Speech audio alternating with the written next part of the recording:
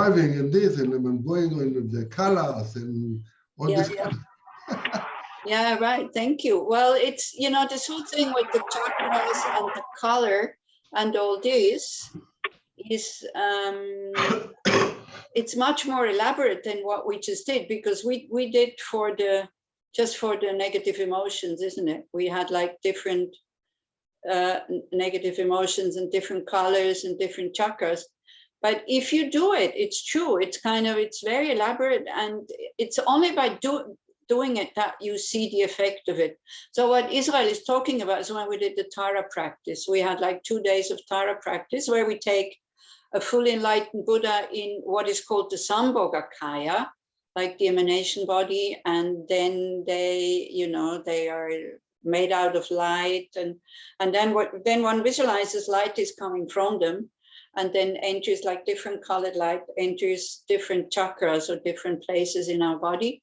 And what it definitely does also when we meditate, it sharpens or heightens our concentration, because we have to think of various things. So then there's not much time to, you know, to have different thoughts. But it's one of these practices, especially Tantra, is like, you don't really need to understand so much. You just need to do it. And then you, a little bit like Israel, is really good. Then all of a sudden you start to understand on a different level, like not on an intellectual level, but more on a, you know, on a level of the subtle mind. And I'm sure people who have done, it's called deity practice. People who have done deity practice, then you know what I'm talking about. And the nice part of this practice is that it doesn't, you know, it doesn't explicitly say that you generate yourself as Tara and all this. You can just see yourself as the person that you want to be, but still you visualize that the grossness of your body dissolves, and it becomes a body of light kind of thing, which brings us closer actually to our nature, and it really nourishes our, what we call Buddha nature. So the practice is quite powerful, but sometimes difficult to understand intellectually because it's so foreign, it's so far away. Because I remember at the beginning when I came to Israel, and so in philosophy, they were quite good because they had Josh also as their philosophy teacher. Then they had Chadar Rinpoche who came. And I was doing more, you know, general things because I'm not really qualified to do all these high things. And so then, but they had a special philosophy class, which they still have now.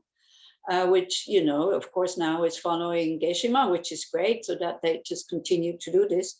And so Chadar Rinpoche gave them a Chenrezig initiation, and they were full of enthusiasm and asked me if we can do a weekend like this. So I said, yeah, of course, why not? So we did, and they were totally at loss, because the vocabulary is totally different, and you know, you talk about wisdom beings and commitment beings, and then you dissolve everything into emptiness, but it's not something really intellectual.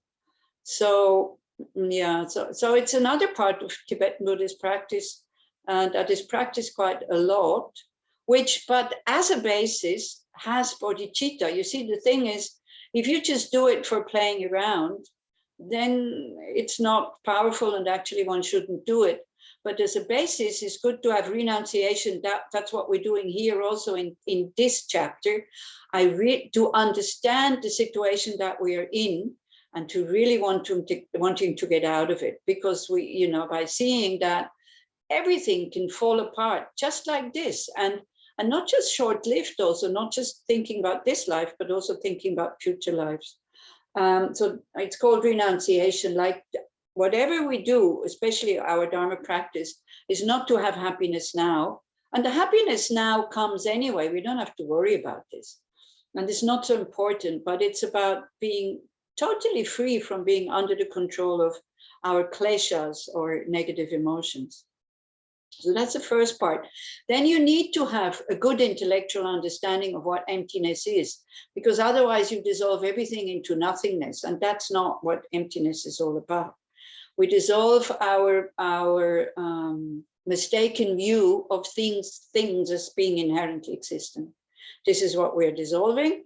And then, of course, bodhicitta, because we understand how dependent we are on others in all these, billions and trillions of lives that we've had. I know that some people maybe cannot relate to this, but still, it's kind of important. Also, if we look at this chapter here, the 7th chapter, because especially the verses that come now, because now we're going to talk about death. So it is it important? I don't know. It's like, if you want to get benefit out of these verses and you're not going like, oh, why is he scaring us like this? And one thing is, we shouldn't forget that he's talking to himself in a way. He wrote that text to himself so that in order to encourage him to practice the 6 perfections. And then when you read it, so this is also as a warning again, especially the whole of the 7th chapter, I think, because he is creating some fear in us, but it should be a healthy fear. It should not a fear that totally blocks you and makes you feel bad, like fear of impermanence, fear of death, and especially fear of next rebirth. So I know that many people say, oh, I can't relate to this. And I understand, because that's not what we grow up with. But then it's good for you to kind of to reflect and to think, how can I deal with this? Just saying, okay, I don't believe in rebirth. Is that enough for rebirth not to exist? Or is, if you study and if you think and if you look at some examples, like all these kids having these extraordinary skills and talents, like, where is that coming from? Us, if you look at us, I think also probably most of us, we have habits, tendencies that we don't really understand why we're having them. And if you look at the family also, that if it's just genes that come from the parents and all this, we should all have more or less the same tendencies and habits, but we can see in families that it's absolutely not like this. If I look at me and my brother, it's like, whoa. Even if you have, cats or dogs, and then they have kittens or puppies, even those have totally different characters. So, and then, of course, if you go into philosophy, that you think that the mind is not material, so it cannot be destroyed. That yes, the body dies, nobody is denying that, but the mind is not material, that then it continues. And why does it continue in this same kind of samsaric existence? Is because we do have this push or pull towards existing. We want to exist. Yeah. We have rare moments when we are totally open, when we're totally concentrated, when we're totally open, and we don't really know what we're doing. Like, there's no split, there's no separation from what we're doing and the action itself. And then we feel really fantastic, because then we feel very spacious. We feel that there is, this groundlessness they talk about. But because it's so pleasant, and because there's no I or self that is having that experience, then it's kind of all of a sudden, I don't know if it has happened to you, but all of a sudden we go like, wow, this is really great. And then the experience is finished again, because then again, there's this split between me and the action. There's an I, separate, dual, independent I who is doing a certain action, not understanding, like if it's singing, for example, understanding that if you want to sing, you need a singer, okay, that's you, like the conventional you need a song, and you need the action of singing. If any of these 3 is missing, there is no singing going on. Yeah, so how did I get to that now? Gosh, I tell you, my memory is getting worse and worse. So we talked about all these past lives and previous lives. So if we just have a short-term view of just this life, yeah, okay, I mean, it's okay. I'm not denying that this is valid and people work for this, but then we waste a lot of energy and resources actually to build up stuff and things that at the time of death, they will be of no avail. They will be of no help. And we'll talk about this today. Yeah. Whereas if you think a little bit further, not with fear. Yes, with fear, but kind of healthy fear. You know, this is this other thing. We never want to be afraid because it makes us a bit tight. But it's the same as with anger. We don't want to be angry, but sometimes anger is good to get us going. If we then can let go this too strong energy of anger, and we start to think, but it kind of shows us that something is wrong. Or when there's fear, also it's a very natural reaction when we say, hey, be careful, this is dangerous. And then we might have the strength to obtain from something that would be not beneficial or kind of dangerous. Yeah, so like when we know, like, I don't know, you know, these things that you cook on and then they glow nicely red. We in Switzerland now, more or less everybody has these ceramic, you know, cookers. I know you have a lot of gas in Israel, I think, yeah. But anyway, you have gas, so the flame is blue, but you know that this burns, and you know that when you turn off the stove, when you turn off the gas, that it's still hot. So you're not going there to clean right then when you turn it off, because you know you will burn your fingers. So there is a fear of burning your fingers, but that fear is very, very helpful. And it's a fear that you have learned. You know, I mean, it doesn't become fear anymore. It's just common sense. But I think at the beginning, when we don't know, of course, it's not such a good example, because as a child, you will not go and clean the cooker, isn't it? Like the stove. Yeah, so it's not that you burn yourself and then you learn. But it's with other things we learn as children that, you know, we still kind of want to do this. There is still the temptation of wanting to do this, but then, you know, we have learned by the suffering comes immediately that this is not a good thing to do. And then slowly, we don't need the fear anymore to abstain from it. What do you think about this whole thing about fear? It's a big topic, because when you know, especially also then next Islam Rim and all this, and when we read these texts, I think we as Westerners, because we're so self-sufficient and we don't really want to be afraid, it doesn't work for us the way that it should work.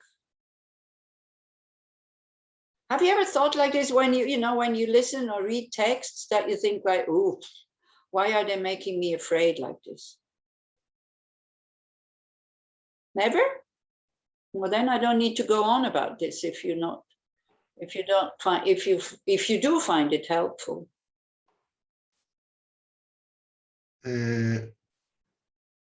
Fear, in my book, is something that you can't really avoid. I mean, it comes.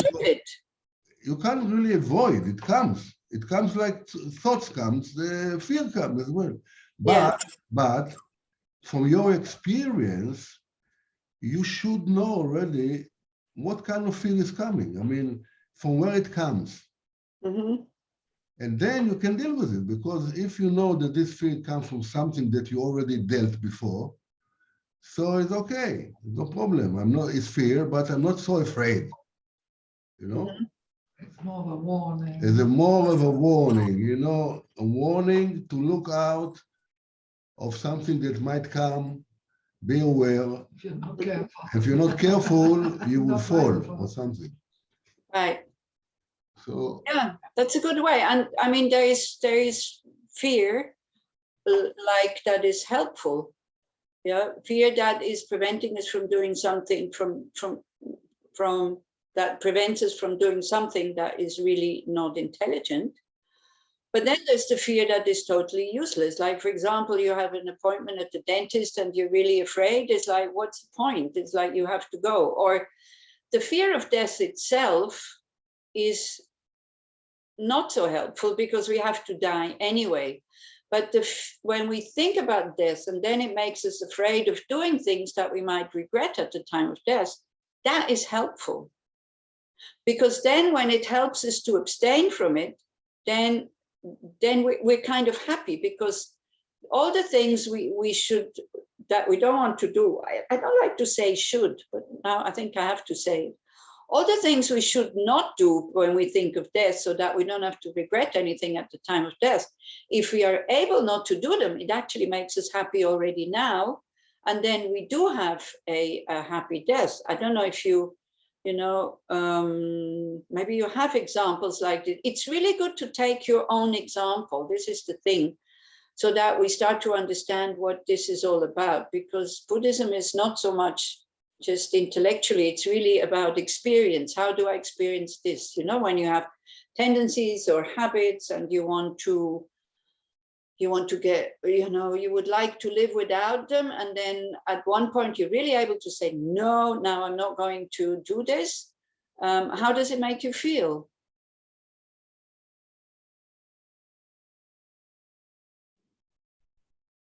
Edouard? Yes, hello.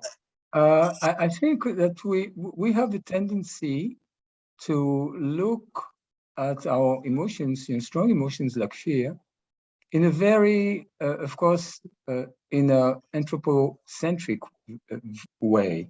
So we have this big brain, we have these physical constituents that enable our conscience to develop in a way that is, we think, we have absolutely no proof of it, but we think in a way that is much larger than other animals or other sentient beings on Earth, at least. Yeah. And then we are able to divide and classify these emotions into different categories, more or less precise. But fear, as an example, is a basic need to survive. And you mentioned the drive for surviving. Exactly. Now, I think that in many ways of what we're learning, there's a tension between what we're learning of achieving enlightenment and the basic need for survival. The basic need for survival is there similarly to what we will find in a fish and in an insect. Yes.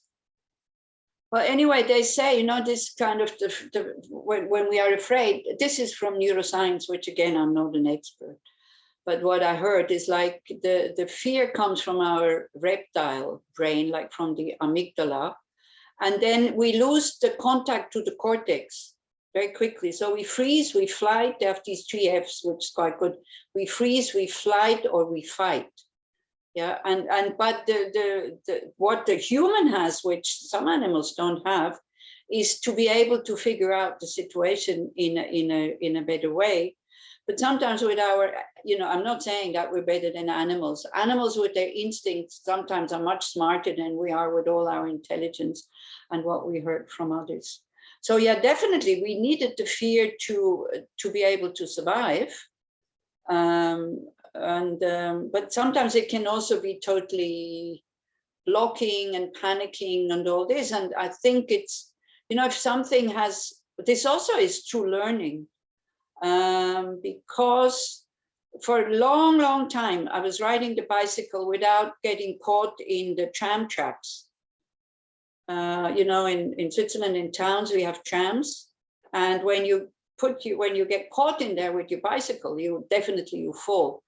So it happened to me once and I fell quite badly.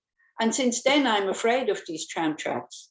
But it's good because I pay always double attention that I'm really going, you know, the track is like this and I'm really going like that and I'm not going parallel to it.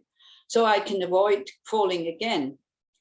But it needed for me to I see how I behave after the fall differently, almost naturally, than how I behaved before.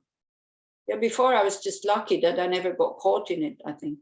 But also I have too much fear. I always get kind of nervous when I have to cross a tram track. So, yeah. Anyway, so maybe let's do, before we start, you know, again, we know how important, before we start, I said we already all the way in. We have, it's always good to check our motivation why we are doing this, and to do some awareness meditation, just to sit. So as much as you can, try to sit with a straight back if that's not too uncomfortable.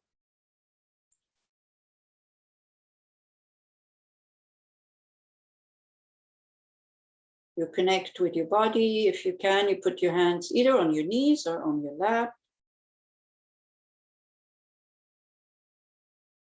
And you really connect with the body, to feel the body. And also when we're talking about fear, when there's panic, it's always really good to kind of to connect to the earth, to see how the earth is supporting us.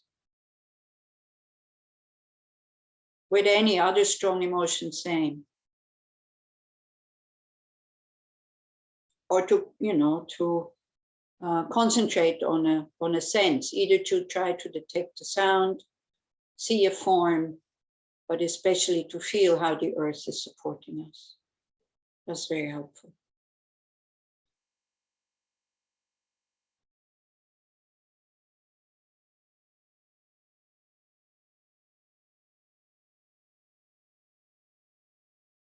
Also at the beginning, we talked about that our, you know, the body of a Buddha is made out of light.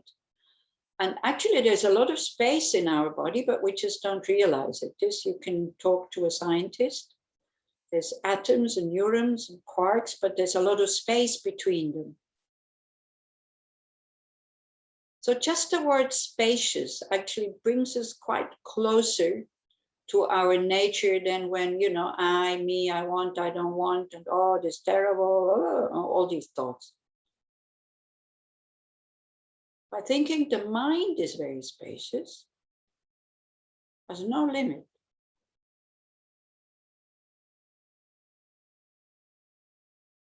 But also the body is quite spacious when we look at the level of the atoms.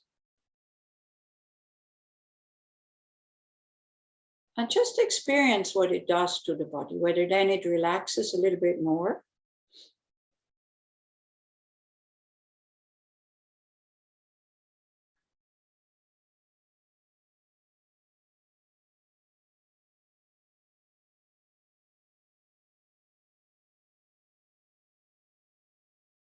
Then also to become aware that around us is a lot of space.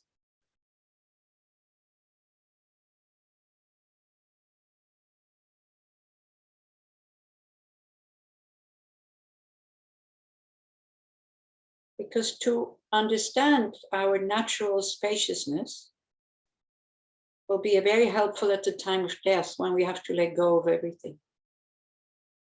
And just to relax into that natural groundlessness that we are.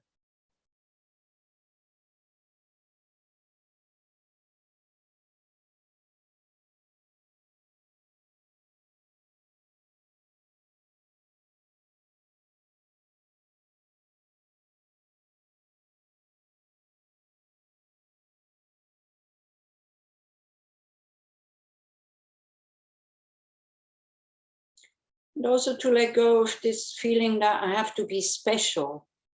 You know, we have to be especially good, we have to be especially perfect, we have to be especially intelligent, we have to be especially knowing everything. Try to detect it and just dissolve it into that natural spaciousness.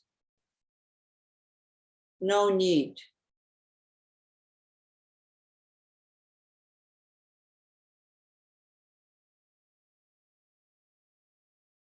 And again, it's all about being aware. It's all about recognizing what these kind of thoughts do to us, to notice it. And to remember that these are great antidotes when things are getting tight. And with awareness, we notice that we are getting tight, so we can open up. By again, becoming aware that we have natural spaciousness, we have natural goodness, and we have natural intelligence. It's part of our human nature, the nature of the mind.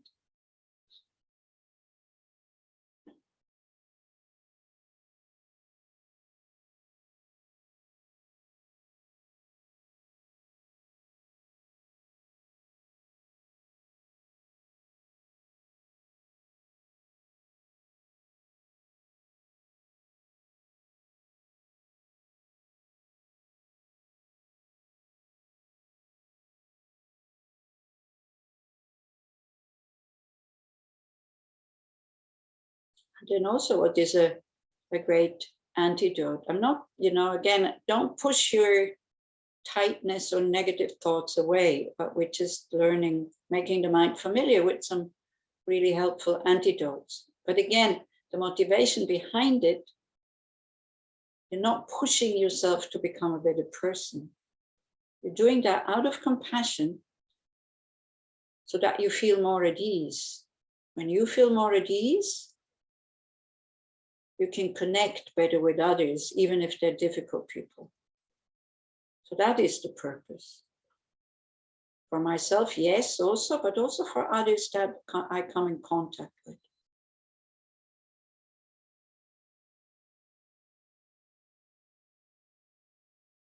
So we think about people that we are in contact with. And sometimes it's really good just to consciously create being grateful. By understanding the kindness of others. Of course, we only notice the direct kindness. But somebody, for example, that we meet and they're not harming us, they're kind to us.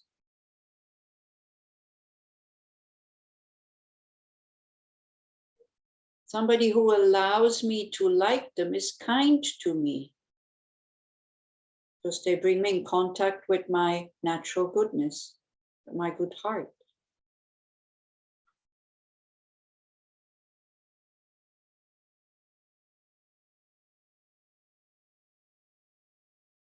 And even somebody who is not kind to me is kind to me because they show me my, not so helpful sides. And they make me apply antidotes, so I can train to apply antidotes like patience when somebody makes me angry. I can train to relax when somebody makes me angry. So I become better and better at it.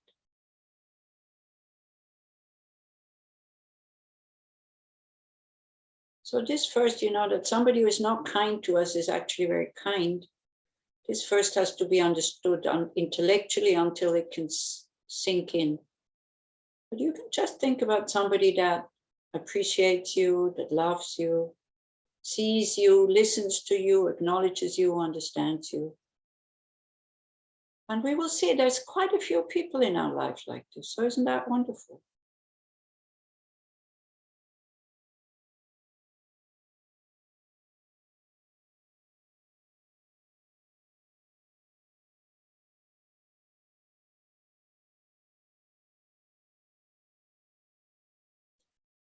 And then we see how they're so good to us. They bring us in contact with our natural goodness. So we just say thank you.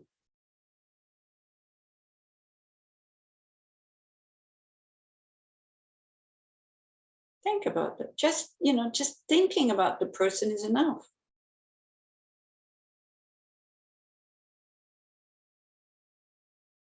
And so then the motivation is, may I become somebody like that?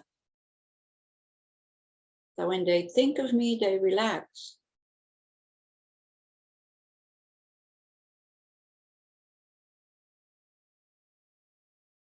It is easy for them to like or love me. Now again, so difficult to say these things because it can become you're forcing yourself to be a good person. That's not what it means.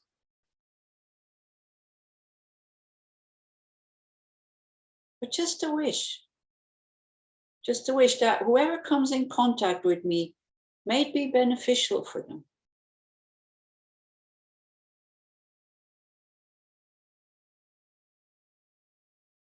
That's the purpose of my spiritual practice. Not to harm them, at least not, like voluntarily. As much as I can to help them to get in contact with their own natural goodness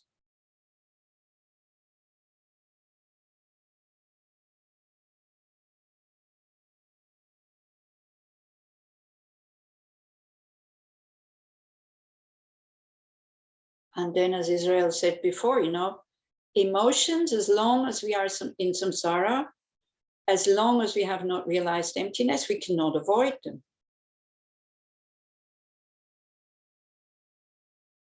So the spiritual practice, like the motivation for the spiritual practice, now becomes a very far-reaching goal.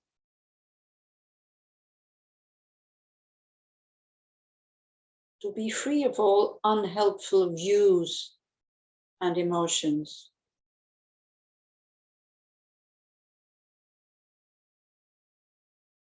Then we have to see, you know, am I trusting this? Do I know? Well, no, maybe not. No, not from experience, but do I have faith and trust that this is possible? Because we can see that we can reduce anger, jealousy, miserliness, attachment, desire. We can reduce it. If we can reduce it, we should also be able to eliminate it.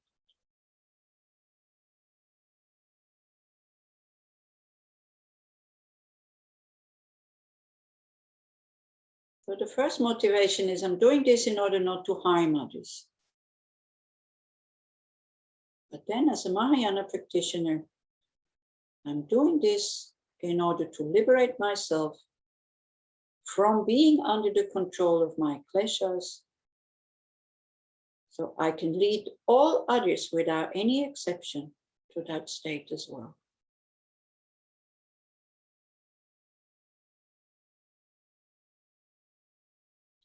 And again, this is very high. So this is a thought that we need to cultivate, first intellectually. First, we need to be happy with this thought, and then intellectually, and then let it sink in. So it becomes, that motivation becomes a habit, bodhicitta.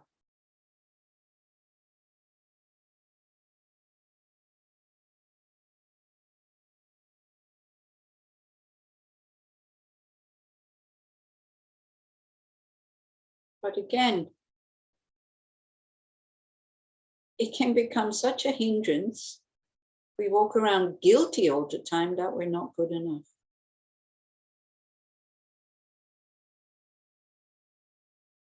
So let's not forget, this is just the motivation. We're training, we're cultivating it, so that at one point it becomes a habit.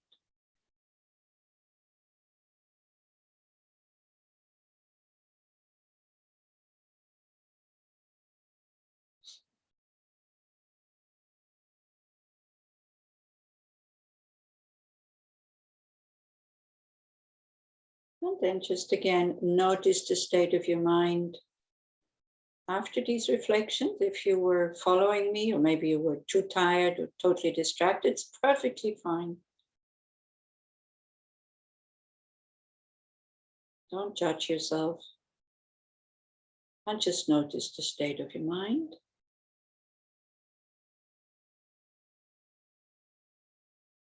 Which then again, if you're ready, you put in the chat if you want.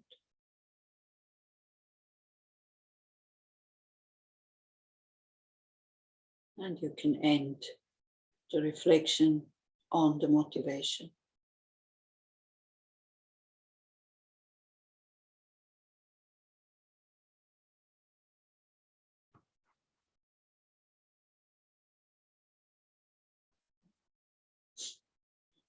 Or you can say also, you don't need to write it, or you can also not say or not write.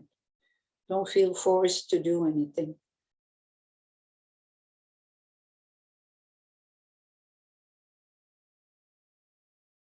Me personally, I find it very helpful when I think about spaciousness.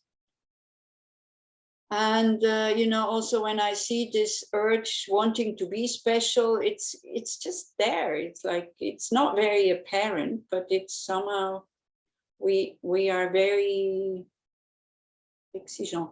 We are very kind of, we demand on ourselves to be special in a way. And then it's very difficult because everybody has that thing, you know. So when we can let go of that demand, life becomes much easier. And it's not that you become a total, nobody actually would be good. being a total nobody and being happy about it, then you're very special, you know, like the whole world telling you how special you are and then being happy about it. That's very easy. Everybody can do that because that's what our ordinary ego kind of wants, isn't it? But being a nobody and then being happy about this and, you know, and letting others go first, like naturally, without suffering, without agenda, wow, then you're very special. Do you see what I mean? Kind of, if you want to be special, be a nobody, in a way. What do you think? Again, you know, this can be taken totally the wrong way. If you have this kind of very deep sitting feeling that you're not good enough and whatever you're doing is like never good enough and all this, then you shouldn't think like this. You shouldn't think that you're nobody, because you're feeding into that feeling that you're a very special nobody, and that's not what we want, isn't it? Okay. So nobody feels anything special. Can I tell a short story about what you just said about being special? Yeah. When I was a youngster, my mother told me about a woman she knew, the son of whom, well, the mother said, of course, that her son was intelligent and could have made a career, but he decided to draft into the air police. So it's the police that goes at the airport in France. Right. And her mother says, yeah, that's fine, you can become an officer. And he says, no, I just want to be a policeman, a simple policeman. He said, but you have the capacities to become an officer. I said, no, I don't, I don't have to. I don't feel like, I just want to be an ordinary policeman. Yeah. That's all. Yeah. And I thought, I was maybe 15, and I thought, that's interesting. Yeah. Yeah. And sometimes we call that lack of ambition, but maybe it's something very, completely different. Yeah. Yeah, I have a cousin like this already from very small. You could put whatever instrument into his hands and he would play it. I mean, amazing, really, really amazing. And so everybody was pushing him to go to, to musical academy, but he didn't want to, because he said, then I lose my pleasure in playing. I lose my joy. I lose my fun if I have to do this as a profession. So he worked in an office his whole life, and still is playing music for fun, and he's still very good at it. So it's like, yeah. So yeah. So sometimes it's good also to see in what way we want to be special. Noah, can you please give me the screen so we can start looking at the text? You are usually giving the screen. No, you have to make me co-host. Oh, sorry. Don't be sorry, it's okay. It's absolutely not a problem.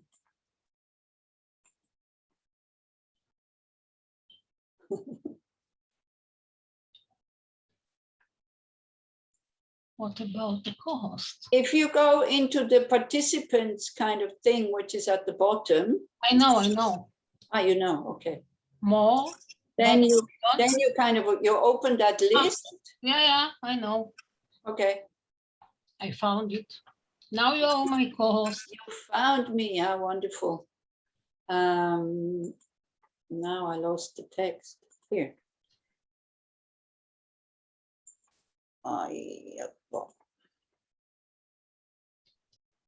Gosh. What is happening now? Now my text isn't coming up.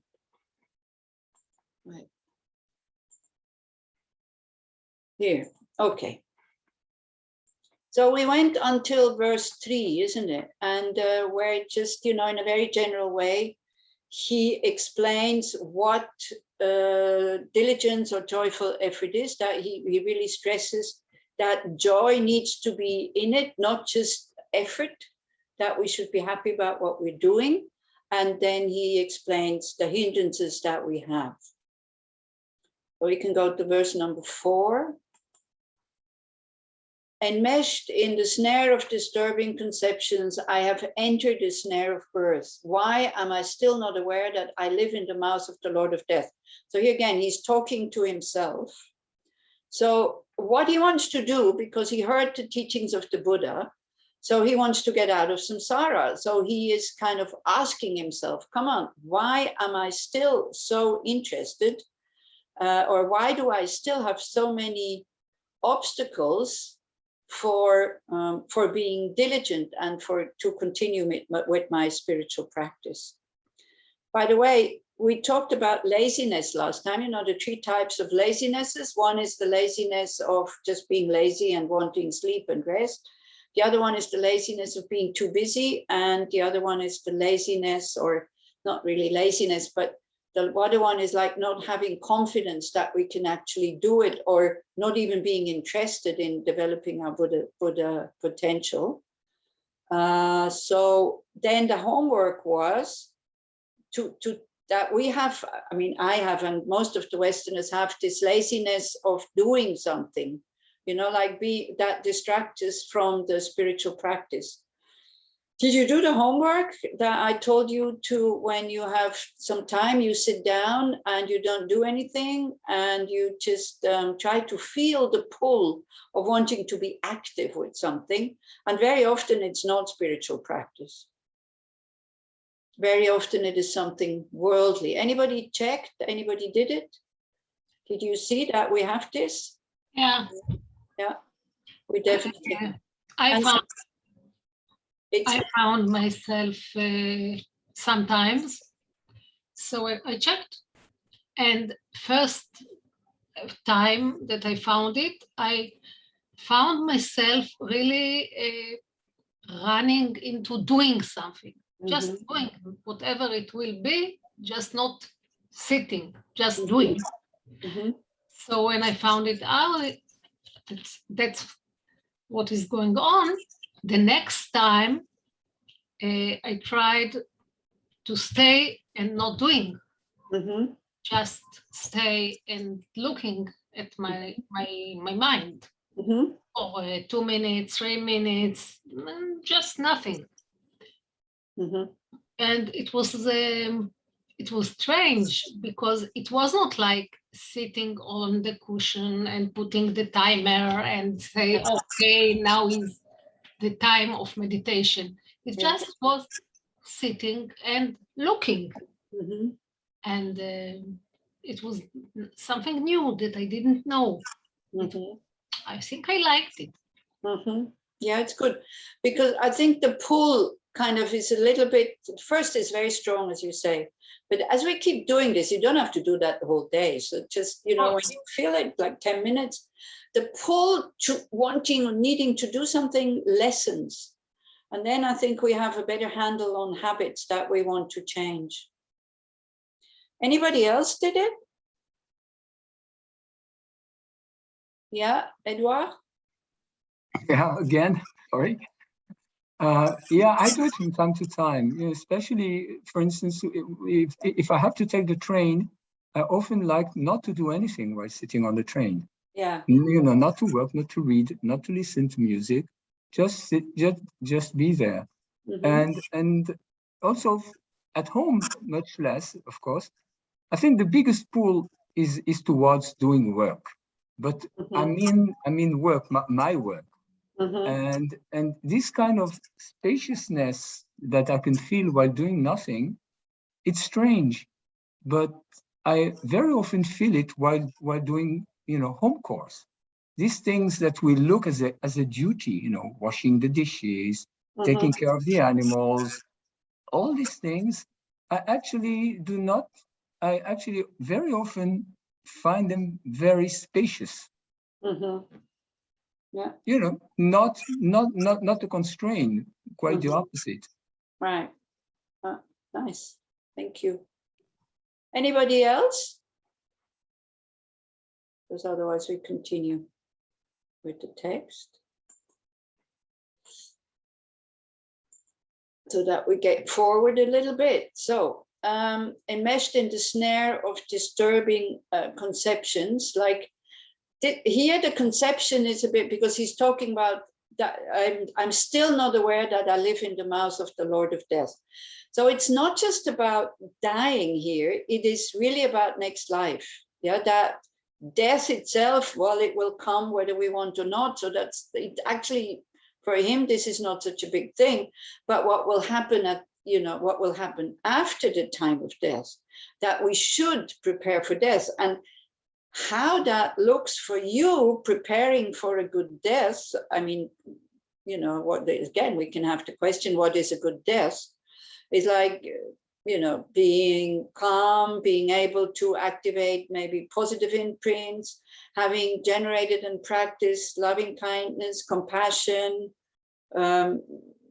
emptiness, having made ourselves familiar with it. Maybe also having made ourselves familiar with what will happen at the time of death when we listen to these teachings, which also come from the tantric side about the absorptions, and it's not just Buddhists who have these experiences at the time of death, because I talk sometimes here lately in Switzerland, there's quite a lot of interest in death and dying. So I talk sometimes to people, or we do workshops with people who work in hospices. And so we share experiences, because they are together with a lot of people who die, me not so much. And then they say, wow, this is amazing. You have this list here, what happens. And this is what actually quite a few people describe when they die. And also they say that a really peaceful death, like in a hospice or in a palliative care, where nothing is being done for you to prolong your life, so that kind of the patient accepts, more or less, but definitely the family and the doctors accept that you cannot really prolong the person's life, and it's also not the purpose. They say even in that case, people are not at ease, even they don't have physical pain. Yeah, quite a lot of people are very, very restless when it comes to death and dying. So I like to think about people who have died peacefully and happily and all this. Then I think, oh, I will die like them. When I am with somebody who is not peaceful and very restless, I hardly ever have the thought, oh, maybe I will die like this. I have this kind of also false feeling of false security that when I die, I will die peacefully. Yeah, so we shouldn't be too complacent. You remember last time also we talked about, everything is going well. We have a good handle on our negative emotions. We can apply antidotes. Our spiritual practice is going quite well. Or if you don't have a spiritual practice, your life is going quite well. That also can be a big hindrance by thinking, yeah, everything is going well, I don't need to practice. Do you see what I'm trying to say here? So this is why he talks to himself by saying, why don't you see that your life will finish at one point? We all know that our life will finish at one point. If somebody asks you, you think you will live forever? Nobody would say, yo, yes, I will live forever. But again, deep down, the feeling we have is that we're not going to die. I mean, if this would be your last day, of course, somebody maybe then who would commit suicide, he would know, he says, okay, in the evening I will do this. And you should not do this as a Buddhist. I mean, please, never take this as an opportunity, because it is not solving your problems, although it looks like that. You're just taking the negative karma with you, and it is tremendous suffering for the people around you. We just had a young girl from a Protestant Protestant priest, who his daughter, she jumped onto the train about a week ago. I mean,